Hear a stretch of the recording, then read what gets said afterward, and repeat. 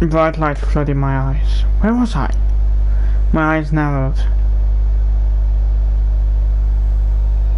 I could barely make out the summer's twilight sky. I didn't want to leave. I just wanted to disappear. But someone grabbed my arm and dragged me out. Whoa, he's back already. It hasn't even been a minute, has it? Ocarine? I didn't have the energy to respond to my own nickname. I fell to the ground and wrapped my arms around myself. Wait.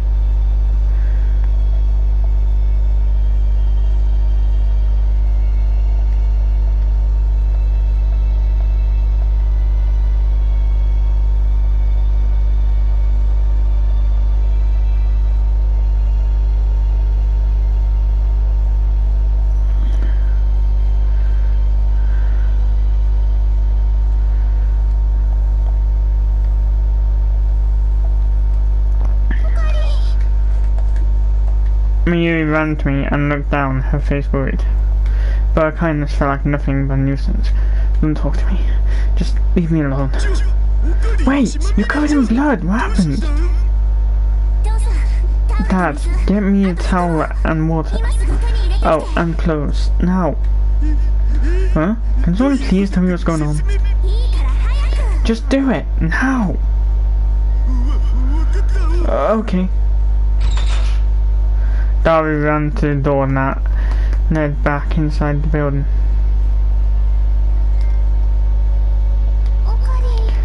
Ocarine, are you okay? Hang in there, don't die, please. It's fine, it's not hurt. Stop it.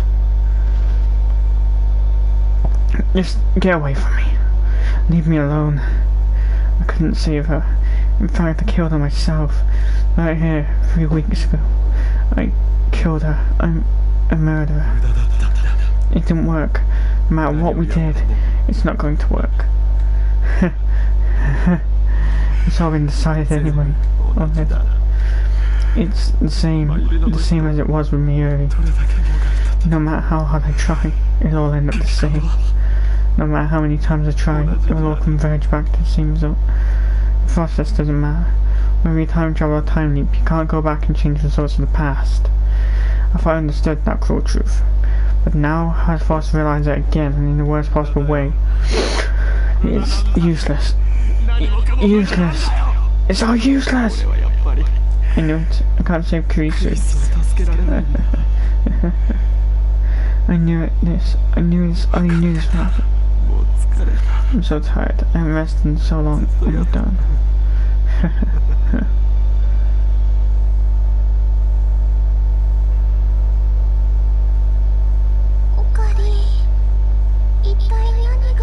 Ocarine, what happened? I killed her. I killed her. I'm an idiot. It's all my fault. You killed Kurisu Maki, say? Kill? That can't be true. It can't. Don't worry, you've got enough for one more attempt. Just leave me alone. No matter how many times I try, it'll all end up the same. What are you saying? Are you gonna give up? Billions of lives depend on you, Uncle Ocarine.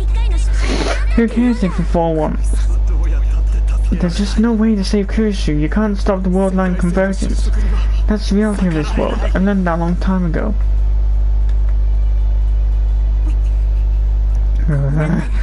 I just have to slap some sense into him. You can't! It's not right to force him to do this. I can't bear to see Ocarine like this. If he doesn't, the future won't change. Why? Why does Ocarine have to change the future all by himself? That's too much for him to bear. Because only Ocarine has the powers of an observer of the world. Ocarine don't want that.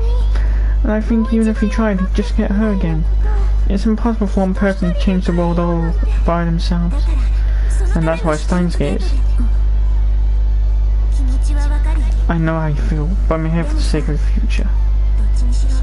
I can't go back to 2036 either way, so I'm not going to give up so easily. Uncle Ocarine, I'll tell you one thing. This time machine has a finite amount of fuel. At first I told you that it could only be used to go there and back twice, but there's actually a lot more fuel than that. Even so, it can only travel about 344 days. Even if you do a one-way trip less than a year from now, you won't be able to reach July 28th. Remember this, when that day comes, I'll go myself if I must. Someone was saying something to me, but I couldn't understand the words. I didn't want to listen to anything, I just wanted to sleep. Just let this all end. Just let me go.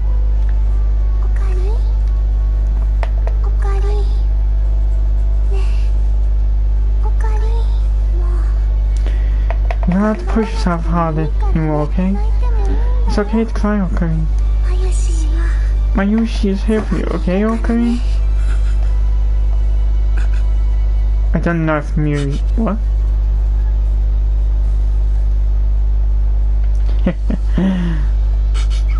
And the tears started to flow. I decided to forget everything. Ever since that day I stopped going to the future gadget lab.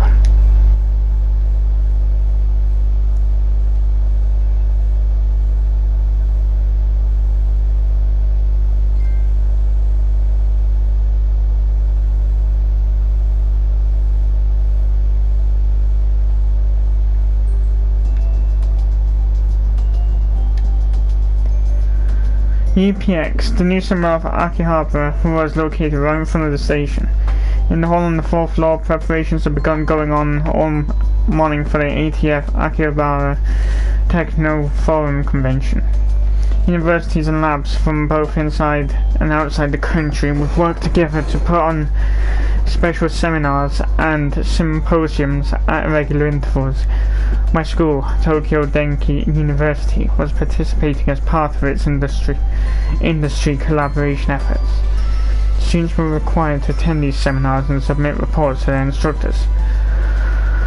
Otherwise, they wouldn't get credit for their related cases. Am I detective? In addition, I was supposed to help one of the lecturers. Associate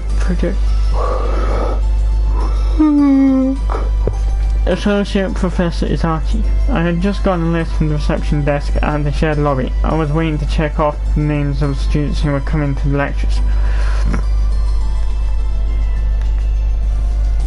There was still some time before the seminars started, so the lobby was mostly empty. None of the students on the list were here yet.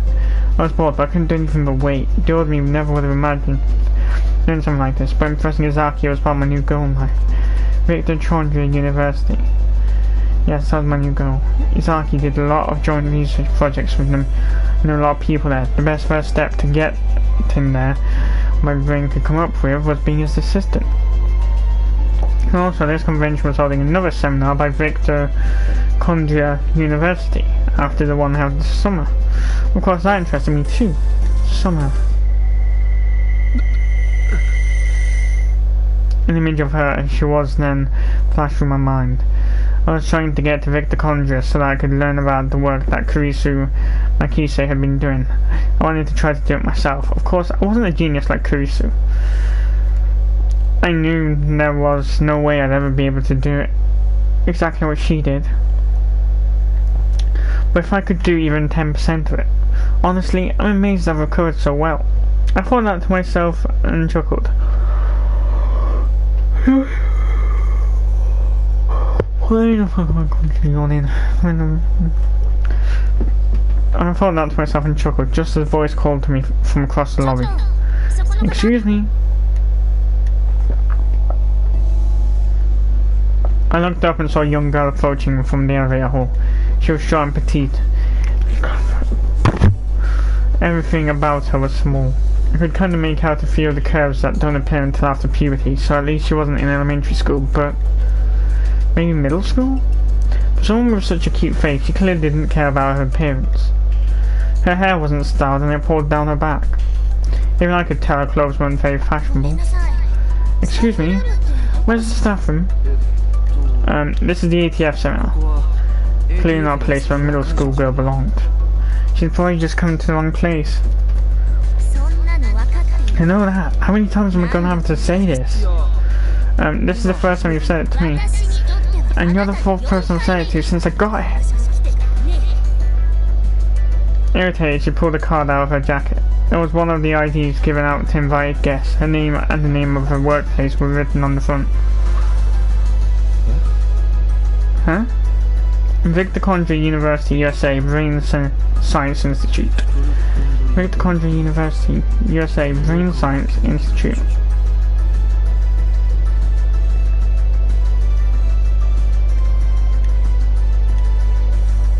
I looked at the card and then at her, then back at the card, then I looked at her again. I finally realised. Oh, so that's it. Where did you find this card? Thanks for bringing it back. I've done that 3 times already too. She sighed and showed me another card. This one was a photo ID from Victor Condrey University. Huh? What? It was the same ID I'd seen Kurisu holding before on another world line. The photo on the card, yeah, that was definitely her. Maho Hiyajo. That's my name, Maho Hiyajo. I'll say it to you now, because nobody's ever been able to read it right. Not in Japanese or English. And you're from Victor Condrey University Middle School?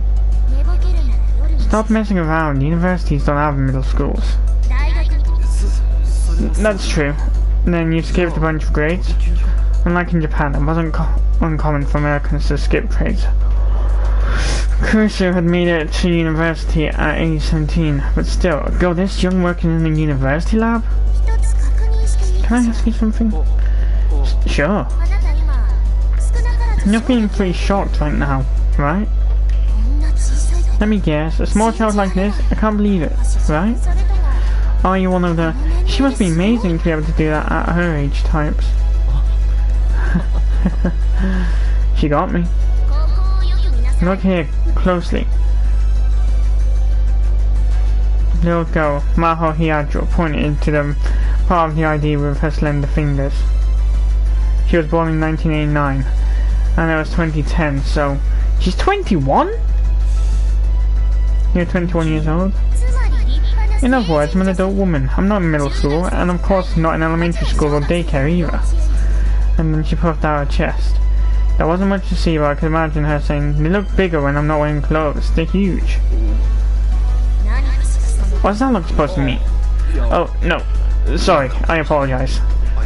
I couldn't believe it. She was older than me. If Dari was here, he'd be dancing around screaming, legal lolly for the win. Oh, God. FBI, open up. You can't have lolly without someone saying that after. It doesn't matter, I guess I get the same thing all around the world no matter where I go. Yeah, I'm sure. Did you say something? No, I didn't. Still, the Brain Science Institute. This is where Kurisu worked, which means this person might know a lot about Kurisu. I held back the impulse to start badgering over questions. I looked at the pamphlet with the seminar schedules. Victor Condrey's lecture was the last one for the day, and was clearly intended to be the biggest. Was this Maho Hiyajo girl going to give a lecture? Just like Kurisu had done at their summer convention. Science? What? No, wait, that's wrong. That never happened. Kurisu Makise never gave any lectures over the summer. It happened in the Alpha World Line. In the world line I inhabited now, before the summer convention, she'd already... Are you giving the lecture today? No, I'm here as an assistant. Oh, and translator too. I looked at the pamphlet again and saw that the lecturer was a man named Alexis Leskinen. Alexis Leskinen, a professor at Victor Condrey University and the chief researcher of the Brain Science Institute. The topic here is the artificial intelligence revolution. Huh? Yeah, sounds interesting. If you've got the time, I'd love for you to come listen. I will. Oh, the staff room, right? I lead Maho over to the elevator hall and showed her where the staff room was. Thanks. I had no reason to hang around her any further.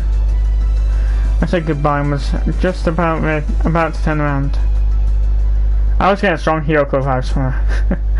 Just then, the elevator opened, a woman emerged. The instant I saw her face, every hair on my body stood on end.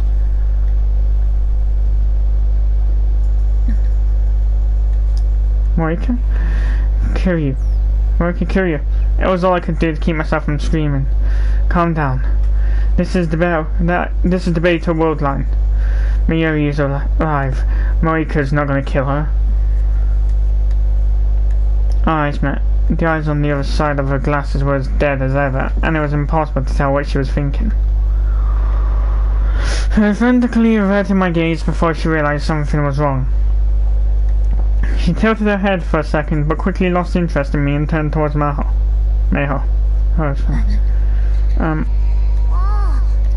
You're with the magazine, right? I'm here about that interview.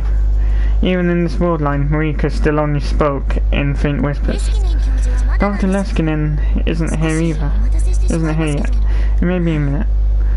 Okay. If you want, I can go over the system until he gets here. Thank you. The two of them disappeared into the staff room. As I watched them leave, I took a deep breath.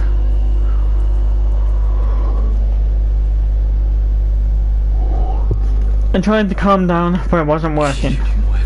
Marika Kiryu, is it gonna be you again? It was a terrible feeling, like a cold finger tracing the wounds in my heart. That night, when the terrorist threat shut down all the trains in Akihabara, that awful night when I just knew something was going to happen. Are you going to do it again? Here?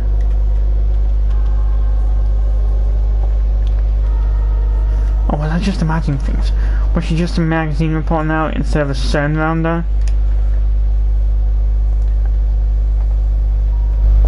Hold on.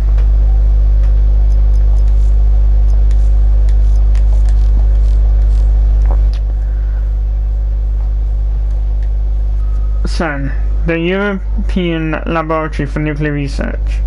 CERN, however, is not an acronym for this group. It comes from the French Société Européenne de Recherche Nucléaire, European Society for Nuclear Research. Its predecessor group. The lab consists of the world's... Okay. No, even if Marika was around her, we have nothing to do with CERN anymore. CERN wouldn't be watching us. I took another deep breath, grabbed some of the anxiety meds in my pocket, and swallowed them down with some mineral water I had brought ahead of time. God, why does your voice always break when you're yawning? It would take 15 minutes for them to kick in. Those 15 minutes were always pretty rough. I laughed at myself a little and sat down on one of the reception desk's chairs. The table was filled with leaflets, pamphlets, and other things for the attendees. My eyes wandered to one of the pamphlets. Nakabaki Theory and the Genealogy of Pseudoscience. Science!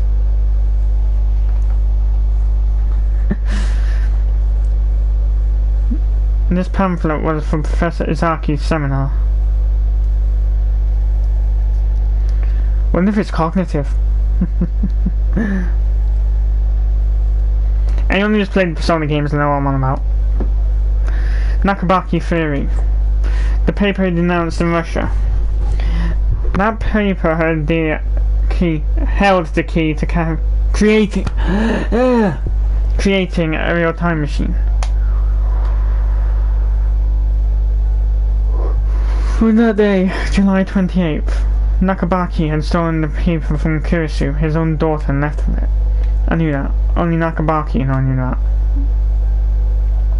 I flipped through the pamphlet. It was a brief introduction to the many forms of pseudoscience and fake scientific discoveries that had emerged since the start of the 20th century. On its own, it did make for some interesting reading. And at the end of the pamphlet, Nakabaki Theory was introduced as nothing more than another entry in that long list of fakes. So Dr. Nakabaki's time machine theory had been completely ignored by the academic world. All the glory, fame, and power he'd wanted so badly that he was willing to get rid of his own daughter, he didn't get any of it. And I'd heard rumours that after the announcement he'd been imprisoned in the Russian lab. To make it even funnier, he thought he was getting VIP treatment. For a short time, there were essays and interviews in bogus academic journals. Even there, it was obvious it had all gone to his head. The ironic thing was that Nakabaki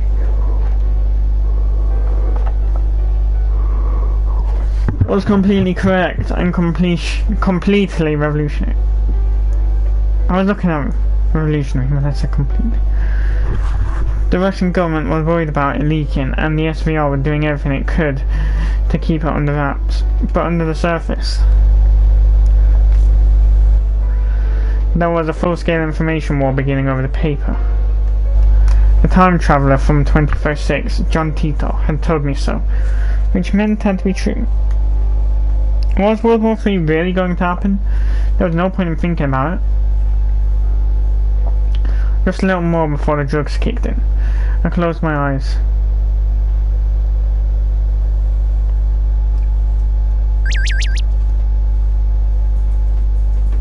Several hours later, the convention was going well. After Professor Izaki's seminar, most of the students from my university went home, but I killed some time and came back. I wanted to hear the mitochondria lecture. I headed to the hall with plenty of time to spare and saw Maho Higiajo coming from the staff room. She was with a very tall foreigner. Was that Alexis Leskinen? It didn't seem like an American name, but maybe he was an immigrant like Kurisu, or at least descended from one.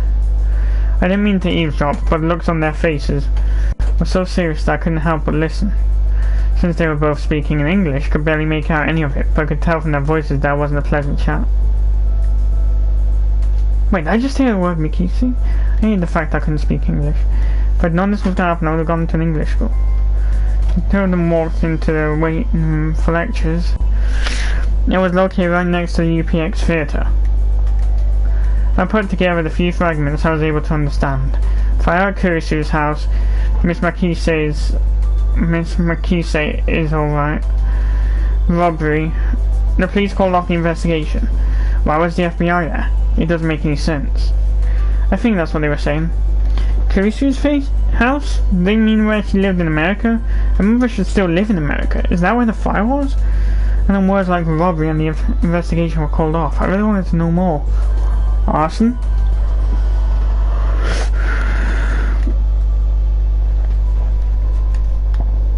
I stood there and worried until it was time for the lecture to begin. With nothing else to do, I went inside the theatre. I could tell earlier by looking at the size of the crowds going inside, but it was a very high-energy crowd. The atmosphere was clearly different from Izaki's seminar, which was mostly students there from credit. The place was nearly full with a crowd of scientists, some people who wanted to learn about cutting-edge technology. Victor Conjur's researchers had published a slate of papers in Science recently. It had gotten a lot of media attention. Maybe that was why. Were there any open seats?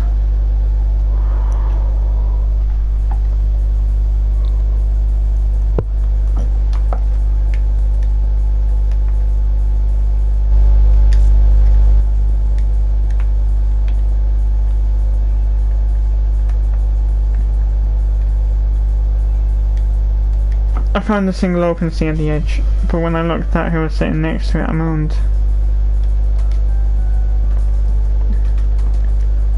You again? Morika Kiri was there. She was speaking to no one, just typing endlessly into her phone. I'd once named her Shining Finger because of her incredible typing speed, and she was as fast as ever. Who was she talking to? I didn't even want to imagine. I quickly turned away and looked for another seat. Dr. Leskinen reached the podium almost the exact instant I sat down. There was a huge wave of applause, but when they saw the tiny little girl come up next to him, the applause faded into confused murmurs. Maho must have expected this. Her expression didn't change in the slightest as she stood next to the professor. In fact, when she took the microphone from the professor and looked around the theatre, she looked like she belonged there. Ladies and gentlemen. First, Dr. Leskinen began to speak in English. When he made eye contact with Maho, she began to interpret. Everyone, thank you for coming to my seminar. My name is Alexis Leskinen, and I'm with Victor Conjur in the University's Brain Science Institute. My specialty is brain signal processing systems and artificial intelligence theory, and I am his assistant, Maho Hiyajo. I'm also a researcher at this institute, working under the professor. I'm glad to meet you. The audience started murmuring again. That was the same way I responded when I met her. Well, that'll happen, yeah. I'd like to get right into it by introducing some of the cutting-edge research we're doing. And the topic we're discussing today is... Oh, science, that's what I thought discovering. Is the artificial intelligence revolution. But I think the system we're going to demonstrate today goes beyond anything you've ever imagined. Dr. Leskinen stood in front of the laptop that had been placed on the podium and started to type. This computer is linked to one of the supercomputers in our labs. Oh, don't turn on the projector just yet. One of the staffers was about to display the laptop screen on the front projector. Some kind of important program must have been brewing up, because Maho Hiyajo stopped before them. Sorry, this stuff isn't complete yet. The screen's filled with programs that are very pretty to look at. I'd rather let you see me naked than let you see these lousy programs. FBI, open up! If there are any engineers in the audience today, you know what I'm talking about, right? Some of the audience got the professor's joke and laughed. While it's brewing up, I'll go over the basic idea of the system. There was another projector in the center of the stage. A diagram appeared on its screen. And at the top of the diagram was a Japanese translation for the general audience. I can't read kanji. Analysis. God, summon analyst I am. An analysis of neural pulse signals relating to memories stored in the temporal lobe. I knew that title well. In fact, I was sure I could never forget it. It was the title of an essay written by a 17-year-old genius and published in STEINS. He had completely analysed the nerve impulse patterns that govern human memory and used that to digitize the memories themselves into data. And she'd used that to invent the time leap machine right in front of my eyes. No, none of that had actually happened anymore. His paper appeared in Science, so I'm sure some of you have seen it before. This theory was proposed and finalized by a brilliant Japanese member of our team. Human memories are stored in the cerebral cortex, particularly the temporal lobe. They're a lot like flash memory. That's one way to put it. The part of the brain that reads and writes this flash memory is called the hippocampal gyrus.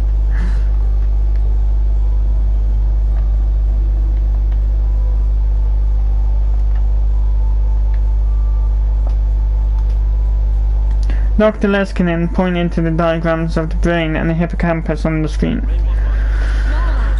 The brain functions by sending electrical signals between cells called neurons. Memories are actually just a transmission of these electrical signals, and it's the hippocampal gyrus that controls them. God. In other words, memories are created by passing electrical signals in and out of the hippocampal gyrus. Why do I keep saying that? So Kurisu Makise, the Japanese scientist who wrote this paper, Miss Makise came up with an idea. Electrical signals, signal patterns, the cerebral cortex. Maho started to have trouble with her interpreting. She was getting confused. No matter how good you were with languages, interpreting for a long period of time had to be difficult. Well, yeah, reading for a long time makes my voice crack. I once read an article on the internet that said even a professional can't do it for more than 20 minutes. International conferences and live broadcasts from overseas were actually handled by a team of people switching off. Or maybe, was she having trouble because Kurisu's name came up? Dr. Leskinen thought she was having trouble and cut himself off.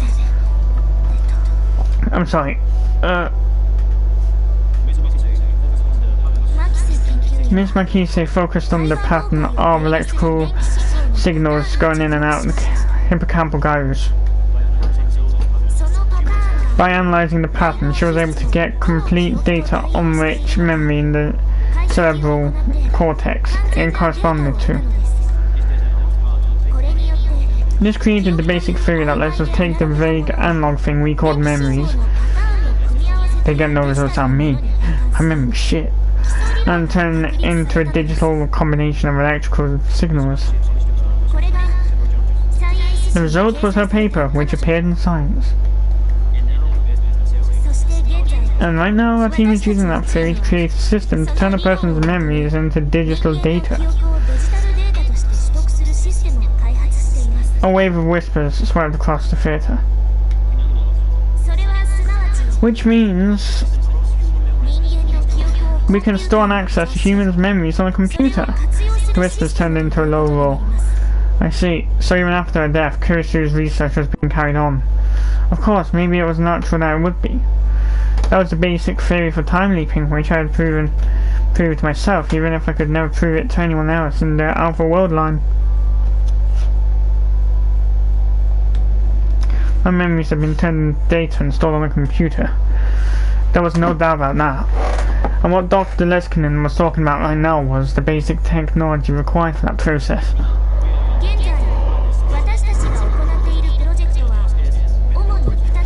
There are two major projects we're working on right now. One uses the system for medical applications. The slide on the projector changed. This project is a joint effort with the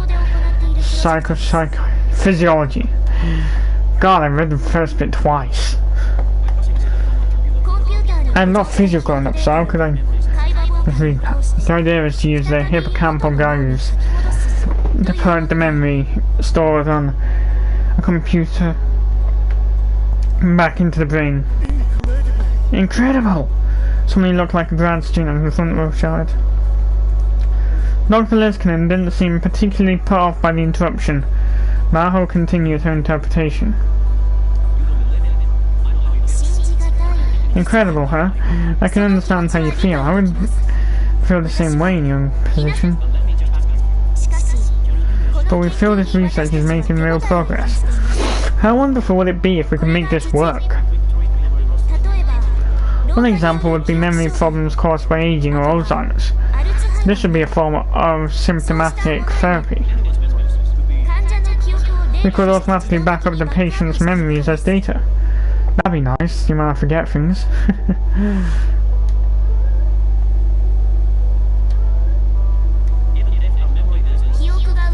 Even if the patient loses their memories, they could just go to their PC and reinstall them. We think this would be a good way to stop memory. Please do that soon.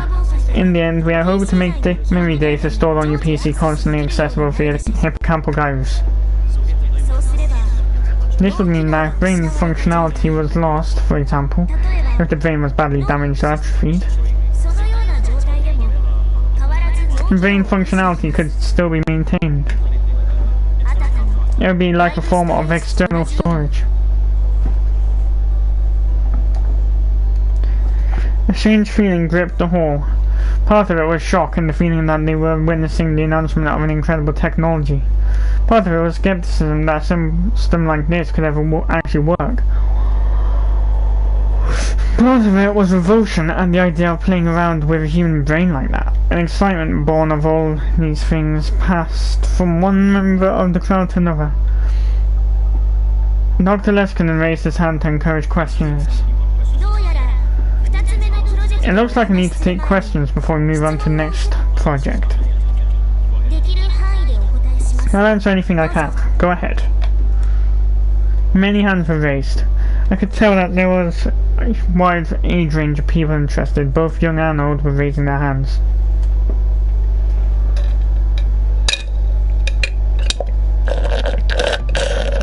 I wouldn't much better. Here's something.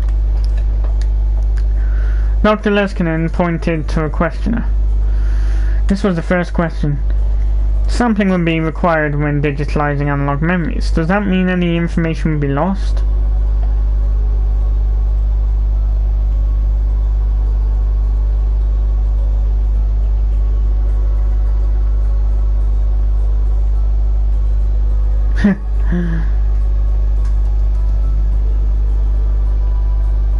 Legal lolly.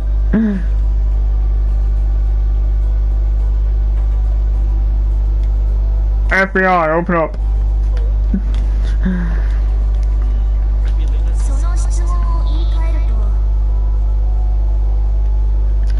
To put your question another way, you're saying that when you're saving a live recording of an orchestra as a WAV file, it's impossible to record everything. That's a good question, and it's one of the biggest problems facing our research right now. If the network within the brain consisted simply of neurotransmitters turning on and off, that is, exchanging binary data, the problem would be simple. That would be the exact same thing as computed digital data. But we know that neurotransmitters and electrical signals form an analog network within the brain. The only way we have to deal with this problem right now is to sample at a higher rate. To continue our music example, instead of sampling at 44.1 kHz, we'd sample at 48 kHz, and instead of 48 kHz, we'd use 96 kHz. This allows us to recreate something very close to the original analog data digitally. Little by little, the mood in the room was turning to disappointment. People were beginning to wonder if this was just a pretty theory that wouldn't work in reality. Cold. More questions came. All of the questioners were skeptical of the professor's theory. Many of them seemed to be outright challenging him. I started to get upset. This was Dr. Leskinen's research, but it was also Kurisu's. I knew better than anyone that worked, and the sight of so many people refusing to give it a chance infuriated me. Were these people really scientists? I tried to keep myself under control and looked back towards the podium.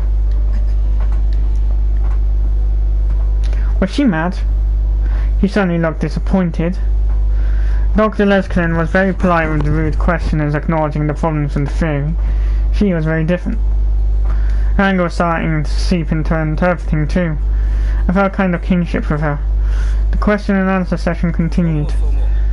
From a medical standpoint, this is just reckless. It's absolutely impossible to rewrite digital data back into the brain. It's insane. I read the essay in Science, and I have to say, I don't believe it. Especially since the lead author was a 17-year-old girl. Age don't mean anything. Yeah, that was the one thing I couldn't ignore. Listen! Objection! What? The two people on the stage and the entire audience all turned towards me at once. How do you know it won't work when you haven't even tried? The world's full of technologies that people never thought would work. But they exist now because people overcame these problems. Criticism alone doesn't help anything. The whole theatre went silent, but I didn't regret standing up. On the stage, Maho Hiyajo was staring at me in shock. And as for Dr. Leskinen, I saw a flash of white teeth as our eyes met. Awesome, he's really something. He started to applaud. Huh? Why was he applauding? That just makes things embarrassing.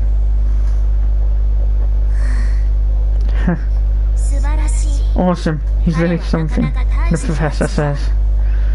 Maho translated the professor's words for me to hear. But scientists must remain calm at all times. Well, yeah.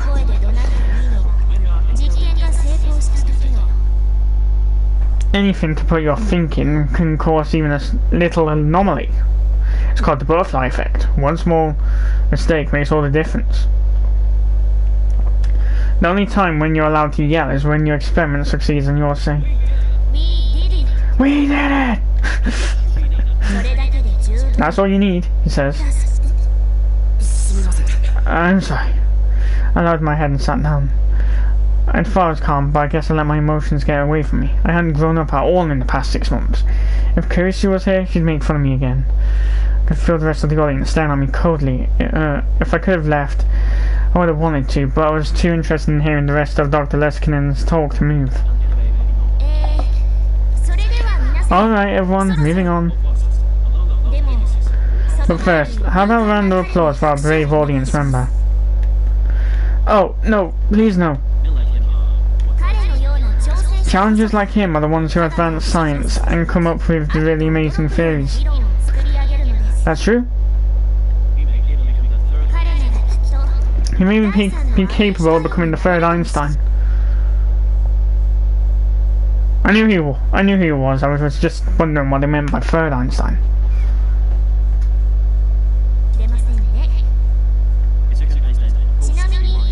By the way, the second Einstein is my little assistant here.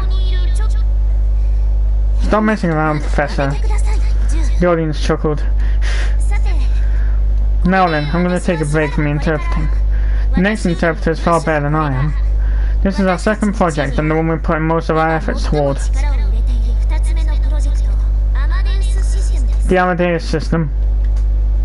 When she finished speaking, Maho walked to the back of the stage. At Dr. Leskinen's signal, the PC screen was displayed on the projector. And I heard a voice. Nice to meet you, everyone.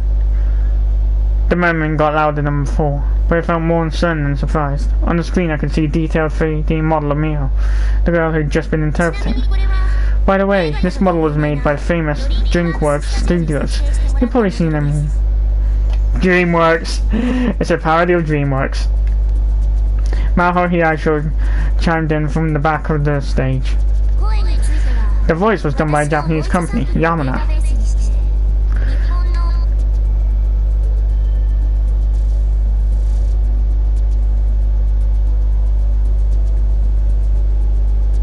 Yamaha. I think that's... yeah, that's close to Yamaha. But that's biking. This was CG. Certainly looked real to me. The professor said something into the laptop's microphone, and then the 3D model of Maho Hiyaisho on the screen opened its mouth. I'm Maho Hiyaisho. To be precise, I'm a being based on the Maho Hiyaisho who existed 78 hours and 22 minutes ago. If you listen carefully, you might be able to hear something slightly off. Well, it sounded far more human than any artificial voice I'd ever heard.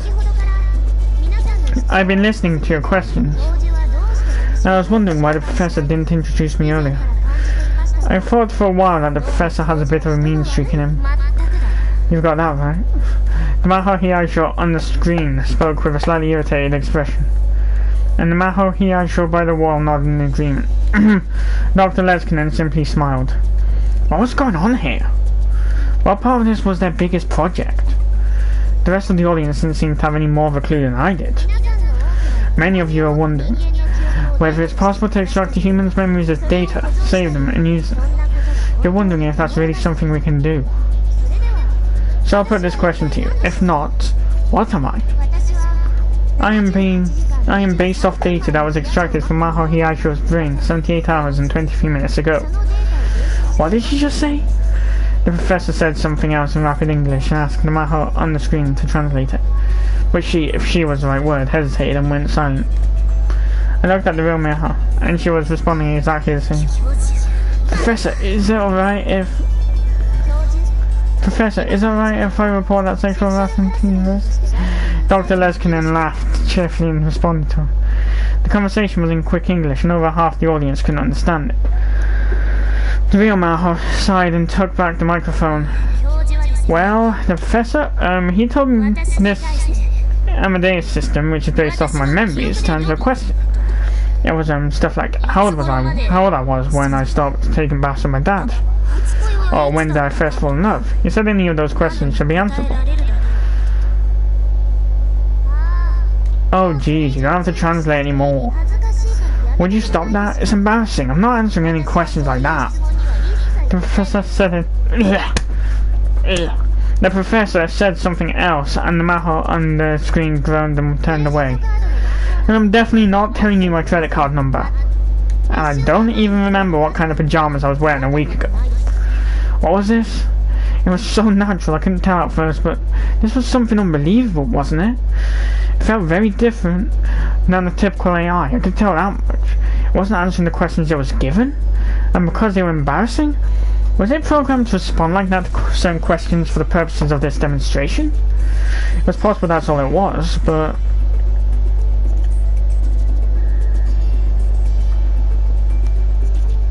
If that conversation wasn't programmed in advance, the rest of the crowd seemed to reach the same conclusion I did, and the whispers started to turn to surprise.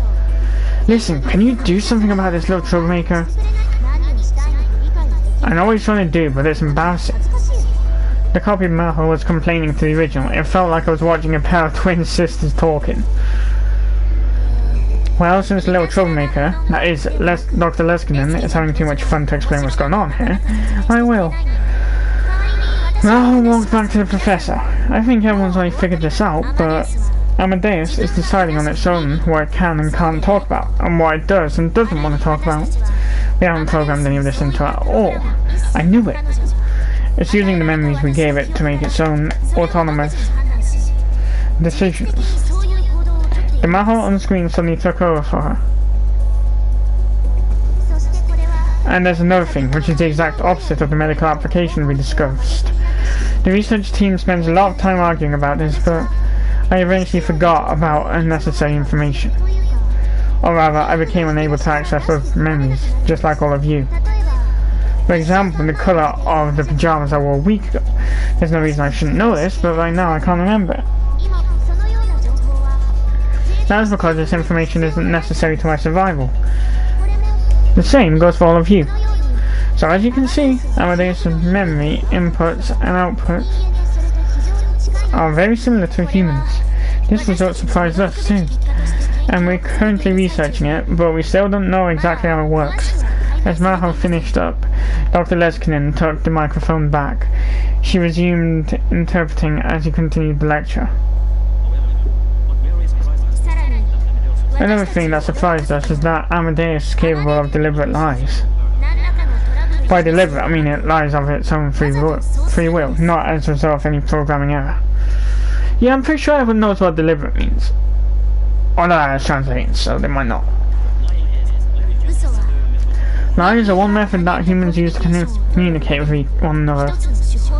Well, I couldn't tell when I say my own skin.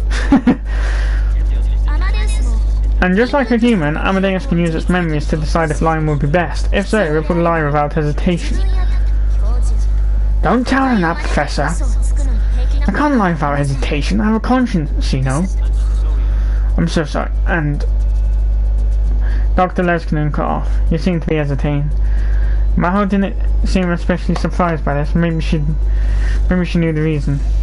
But the moment passed and the professor continued, and Maho translated his words like there was nothing shocking about them at all. As we continue our research, we eventually believe that it may be possible to give Amadeus a soul, just like living humans. I was stunned. A soul? Should one of these leading brain scientists in the world really be using a word with such a vague definition? This would mean the creation of an artificial intelligence, in the true sense. The whole hall got very quiet, and there was sheer chaos for a while after that, as everyone tried to debate their own personal theories with Dr. Leskinen at once.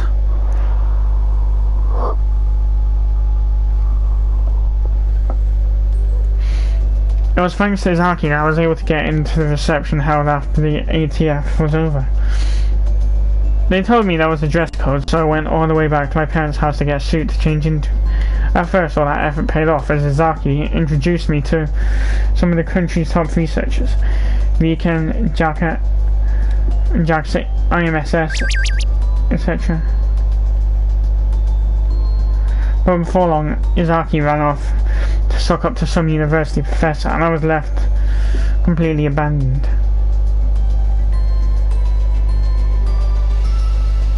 My own personal target, Dr. Leskinen, was surrounded by a bunch of famous scientists. Huh?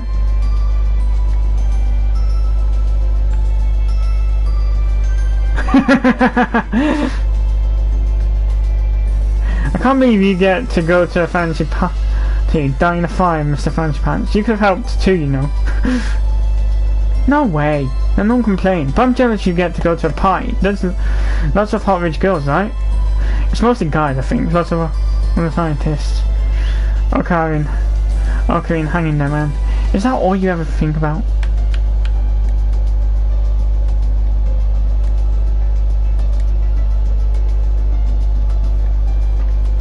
My stomach was already so full it hurt.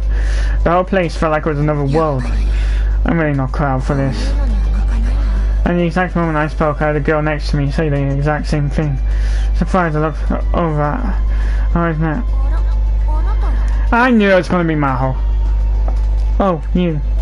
What was a middle school girl doing here? And then a moment later I realised it was Maho Hiasho. She was wearing the exact same outfit she'd been wearing during the lecture. A lab coat in a place like this? That's just what the old me would have done. Let me see. Maho was clearly out of place. Why? Because you were still wearing a lab coat? Why are you wearing a lab coat? I couldn't help but ask. I was sure I'd brought some real clothes. She was sure she had, but she hadn't. And that's why she was standing in the corner, trying not to attract attention. You're the guy who was at the desk this afternoon. I'm Rinta Okabe. I'm a student at Tokyo Denki University in Professor Izaki's class. I handed her one of the business cards that I'd thrown together after Izaki told me I needed them. She grabbed one of her own out of a stack and carelessly put it in my hands. It's fine, no need to be so polite. That was a huge help. My name's pretty rare, isn't it? Huh? Oh yeah, you said nobody could read it? I looked at the card and saw that the pronunciation of her name was written in unusually large letters. That's probably because of how people kept screwing it up. It's a common name in Okinawa, no. You're from Okinawa? My great-grandmother and great-grandfather were immigrants. I was born and raised in America. No, you don't look half Japanese. Quarter Japanese? Nope, my grandpa, grandma, mum and dad were all Japanese. My DNA is purely Japanese. Ah yes, DNA, which makes up a person. Huh? Dots. And then the conversation stopped.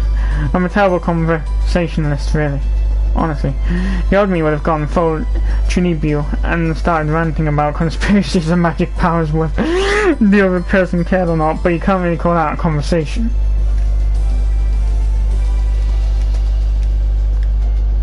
I had no idea what to say to someone I'd never met before. I've been working on becoming a real adult, even buying and studying men's magazines, but none of it really helped. Without anything to talk about, I looked over to Dr. Leskinen. He seemed to be giving a lecture on neurons to a bunch of scientists. I'm sorry about today. Sorry for what? Oh, for interrupting your lecture. Oh, that. Don't worry about it. If you hadn't spoken up, I probably would have. I can't stand people like that. You sure that would have been a good idea? You heard what the professor said. Scientists should remain calm at all times. I'm not speaking as a scientist.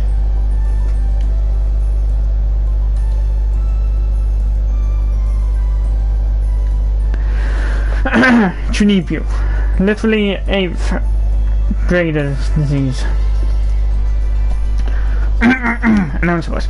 This term refers to the slightly unusual actions and speech patterns commonly used by Japanese boys undergoing puberty. It can also be used as a pejorative term towards people who left puberty a long time ago but still say highly embarrassing things as if they were still kids. Chunibyo refers to someone who performs antisocial, misanthropic or delusional actions or makes statements in an attempt to make themselves seem like a grown-up. While the speaker may think that they're really cool, from the perspective of an adult they look ridiculous. Chunibyo can be broken further into categories, one of which is the evil-eye Chunibyo, who seems convinced that he has a special anime power or backstory. For example, an evil eye that gives him magical abilities. Strictly speaking, Ocarina falls into this category. I'm not speaking as a scientist right now, so it's fine. It must have really ticked her off because she grabbed a cocktail from a passing waiter and gulped it down. Her cheeks turned a pretty shade of pink for an instant, but no longer. She might have had a slight alcohol tolerance. But you're right, really. Sorry. Criticisms like that, they aren't very nice, but they're true. A lot of our research still has a long way to go. Really? There are a lot of problems we still have to deal with. Why don't we discuss that lecture? Here's an example. We can write memory data back into the brain, but if the brain can't use it, then it's useless.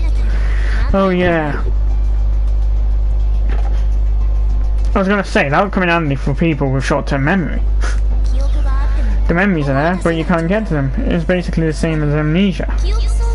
As Maho spoke, I remembered all lectures and theories that Kurisu had given me when she was making the time leap machine. If I remember rightly, when people try to access their memories, the signal goes from the frontal lobe to the temporal lobe, right? Yep, top-down memory search signals.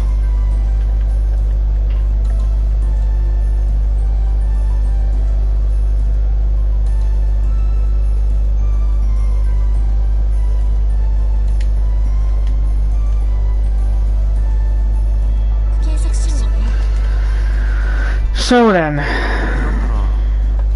and then I started to talk, remembering what Kurisu had told me about her theories as I went. When I used specialized terminology whose meanings I barely remembered, Maho would tell me what they were.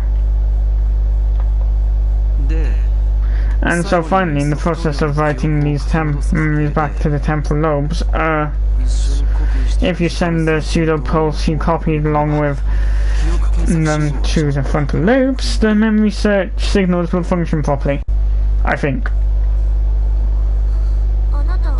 Did you figure that out for yourself? What? No. Maho looked back at the business card I gave. Your major isn't brain science, so someone told you this, or did you read it in a paper? No, that's impossible. She wouldn't put it into a paper yet. Did I say something wrong? No, that's not it. One of the researchers at the lab said the exact same thing. None of the other staff believed her, but she said she was sure she could prove it. In the end, she left us before she got to the test stage. Should I tell her? Should I tell her about me and Kurisu? In this world line, there's almost no connection between me and Kurisu. What is it? I made up my mind. If I wanted to follow my dreams, I needed to act. Actually, it was Kurisu who told me about this theory. What? What did you just say? Kurisu Makise told me about it. Kurisu told you? When? Why? When she was over here as an exchange student. We became friends and she talked to me about this stuff. Of course, that was a lie. Kurisu and I became friends in the Alpha World line, not this one. But it's more like this. I see, so Kurisu. Thank you, I mean it. Her words surprised me. That was the one thing I didn't expect to hear. For what? For being her friend, she came to Japan all alone. Not. I mean, I'm sure she would have been bored studying all by herself. All we ever did was fight, though. That sounds like her. She never gave in, did she? Never. She'd argue for hours. She'd tell me all the time about how she was going to give me a lobotomy and rip out my frontal lobe. What? She wouldn't. I could see Kurisu saying that. Right? You need to discipline your researchers better. I'll admit that much, sorry. Huh? She smiled as I thought, and then all of a sudden she started to cry. What's wrong? I didn't have any bad ideas, so I grabbed my handkerchief. Huh? Huh? She didn't seem to know why she was crying herself. Neither did I. Had I said something during the conversation that set her off? Are you okay? I'm fine. Sorry. She didn't take my handkerchief. Instead, she took out a tissue. She took a tissue out of her pocket and wiped her eyes. My brave third Einstein. What? I turned around and saw Dr. Leskinen smiling and quickly striding towards me. He grabbed my hand as he got closer. The handshake was incredibly forceful, and his hands were as big as a bear's paws. No, not just his hands. Standing in front of me, he looked even bigger than he did during the lecture. I'm pretty tall, but he was at least a head taller than me. Professor, It was all so sudden I couldn't even think of an introduction. And wait, did he just speak in Japanese? Still, I don't approve of you making my assistant cry. Oh, no, this is... No, Professor, it wasn't his fault. You have nothing to do with it. Maho and I both denied it as much as we could. but I didn't know why Maho was crying, so I couldn't come up with any excuses. I just started to panic even more.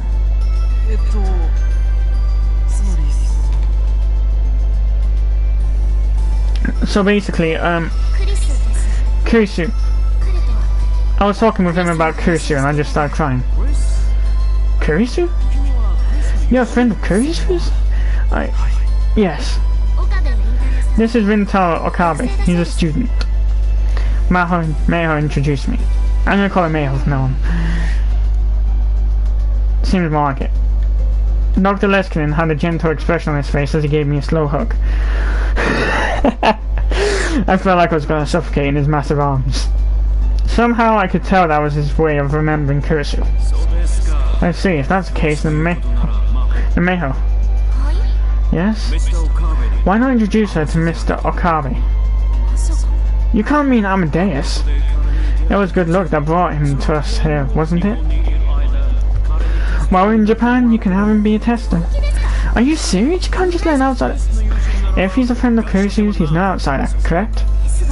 But, sir, what were they talking about? I had no idea, but this was my chance to build a relationship with Dr. Leskinen. I didn't want to blow it. I'd love to help. Nice. Oh, he actually said it in English. It was an innocent smile like a child's. Okay then, ask Meiho for the details, thanks. Another scientist was calling him, so I wandered away. Meiho was shaking her head in disbelief. What's he talking about? Meeting Amadeus? Being a tester? The demonstration of Amadeus we did during the conversation used my memories, but Amadeus also has another researcher's memory saved as data. Another researcher's memories? What did that mean? When I finally figured it out from Dr. Leskinen and Meiho's conversation, my heart started pounding. You can't mean... Her? Yeah. Kurisu Makise's memories are stored in Amadeus. They're 8 months old though.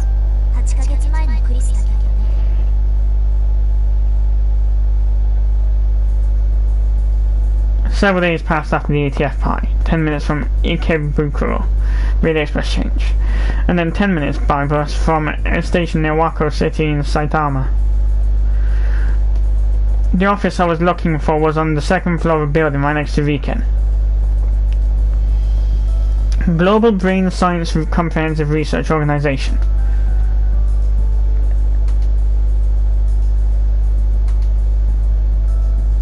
That never worked on me when I... Be nice if it did though. That was what the plate on the door said. I was gonna say when I had autism, but that shit don't go on its own. To get in, you need 3 types of special keys plus a security card. Why is this place? The plan is for brain scientists from all around the world to work together to make a new organization. Our lab is leading the way. She led me inside. Really?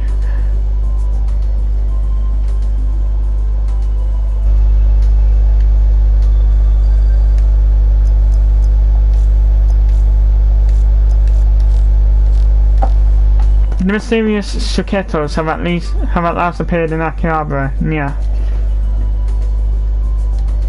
You haven't heard of the ancient urban legends of Akihabara, Nya? I know about a few of them, but the Suketos are new to me.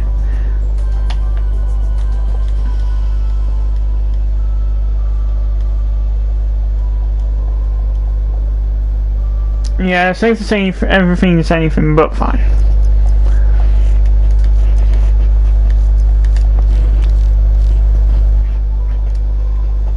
The office must have been newly rented. Most of the desks were still empty, showing no signs of ever being used.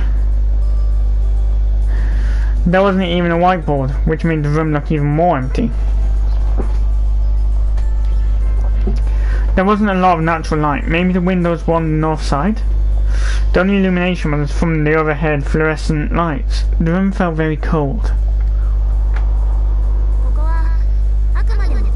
This is just a prep room. No one was sitting at any of the desks, but 2 of them had stuff on them. One of them was a mess, filled with notes, calculators, coffee cups, and supplement bottles. That was the one Meiho sat down at. Which meant the one that was neatly organized must belong to Dr. Leskinen, right? Where's the professor? Off today. Well, it was Sunday. Are you off today too? Yeah, otherwise I would have been able to sleep past noon. That's true, when I'd gone to pick her up from her hotel in Wako City, she'd come out of the room half asleep. This was the day that I was to meet Amadeus Kurisu. Meiho had gone over the basics of being a test on the way here. Essentially, Amadeus needed sample data for conversations, and they were going to give me an environment where I could talk to her anytime, 24 hours a day. She didn't give me any details beyond that, though. So I'll be able to talk to Amadeus Kurisu 24 hours a day, huh? Is Kurisu's Amadeus here? Yeah. Meiho nodded and gave me a glance. You just said she, didn't you? Huh? Yeah. You two were a lot closer than I thought, weren't you? Dots. Maybe my silence was an answer itself. Meiho's response was uncharacteristically hesitant. Then maybe you shouldn't meet her after all. Why? The closer you are to someone, the crueler that system is. Dots. I'm okay. Dots. Fine, I'll bring it up again, but just remember one thing. The memories are from March, the last time Kurisu did an update. So anything you say about what happened after March, for example when she was in Japan, she won't remember. That's right, isn't it? And the professor and I have run her program a lot of times between March and today. Each time Kurisu, the Amadeus Kurisu has created memories the original never had. Stories we've told her, information she's found on the internet, new people she's talked to, things like that.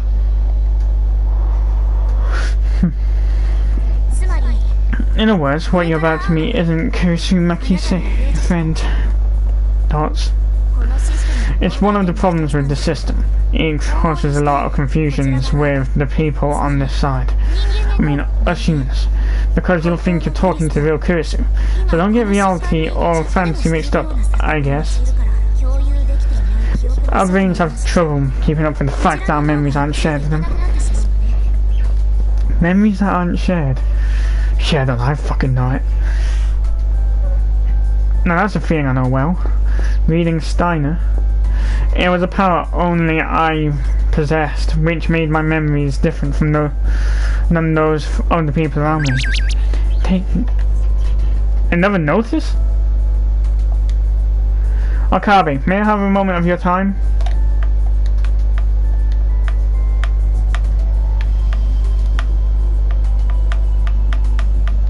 Oh yes, middle of conversation. Meiho gave me a slight nod. This way.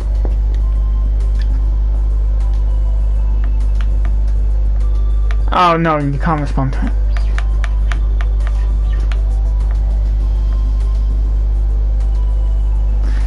Why give me a fucking notification then? She led me to the back of the room. There was a booth, separated by a thick partition. To get inside the booth, you needed a different card key than the one used to get into the room, as well as a security code. You're pretty strict about security. Industrial spies are our biggest threat these days.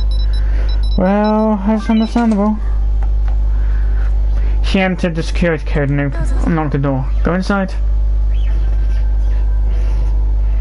The room was about 2.5 meters per side. At one end was a white desk, and above it was a PC with a built-in 30-inch screen monitor. Sit just behind me. There was a small sofa that let you sit behind the user and see what was happening on the screen. I sat there. This honestly reminds me of PewDieBot and EasyBot and pretty much any of the social simulators you get on. They work off a memory bank or what people have said to them. There was a small sofa that let you sit behind the user and see what was happening on the screen. I sat there.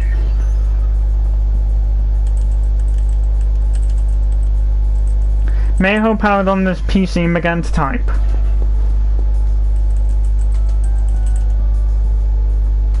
A second later, the words Amadeus System appeared on screen. I saw her put their ID in. Salieri. Salieri? Salieri and Amadeus, huh? Amadeus is Latin for beloved of God.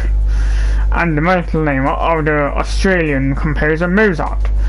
There is also a play and movie about Mozart of the same name. Salieri. Antonio Salieri, 1750 to 1825, an Italian composer who lived in the same time as Mozart. He was court composer at Vienna for many years, and trained such famous composers as Beethoven, Schubert, and Liszt? I don't know how to say that. Was there some meaning to that? Come to think of it, in the famous movie Amadeus, there was a character who was spiteful and jealous of Mozart's incredible talents, but who, in the bottom of his heart, admired him more than anyone else?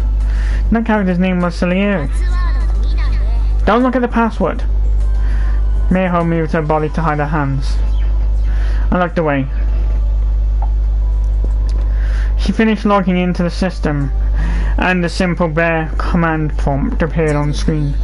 Are you ready? Yeah, do it. Mayho entered several commands at the prompt.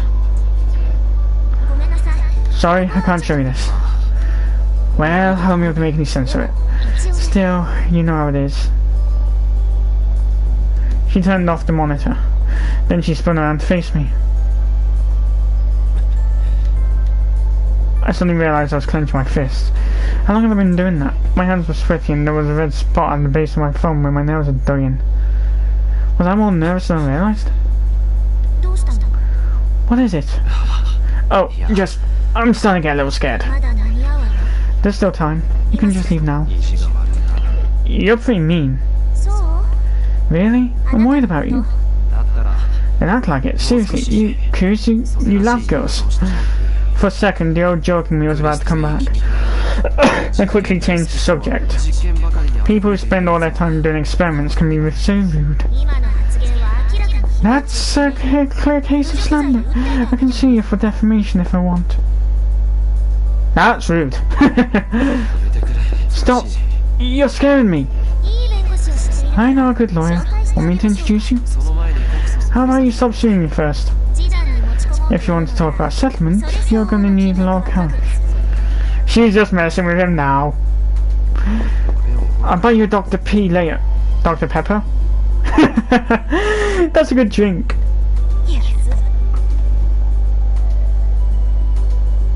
Yep. The abbreviation for type of carbonated beverage first served in America during the 1800s. At present, it's only available in Eastern Japan? I've got a giant fucking ball of it downstairs. Wolfgang Amadeus Mozart, an Australian composer, along with Haydn and Beethoven. He is one of the most famous classical composers. He began to write songs at the age of 5 and left us over 600 masterpieces. In the modern era, he is often referred to as a genius, and there are still many stories about him. You're so cheap. I heard a small sound from the back of her throat. I guess she was laughing. Normally I'd find that irritating, but strangely coming from the girl in front of me. No, she was a good grown woman. Actually, I didn't. Mayho Hiajo was very strong-willed, with the prickliness and short temper unique to scientists. She always seemed to be a little upset about something, but maybe she wasn't that bad. Oh, I see. She's a lot like Kurisu.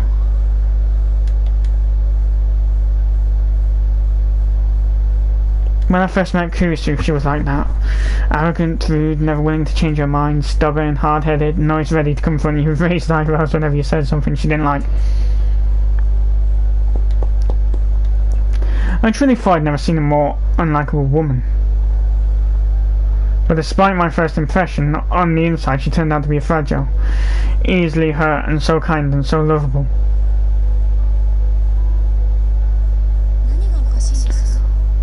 What's so funny, Mayho? I suddenly heard a girl's voice from the speaker. Oh! I found myself jumping off the sofa. I knew this voice. I couldn't forget it. I could never. Mayho turned on the monitor. The girl I'd never forgotten appeared on the screen. Maybe it was based off her appearance at the brain science lab, because she was wearing a white lab coat. The PC's camera turned towards me on its own. Who is this? Mayho was introducing me, but I didn't hear anything she was saying. I simply stared, entranced. I wanted to reach out my hands. I wanted to touch her. She was right there. Nice to meet you, Rintaro Okabe. I'm Kurisu Makise. I look forward to working with you.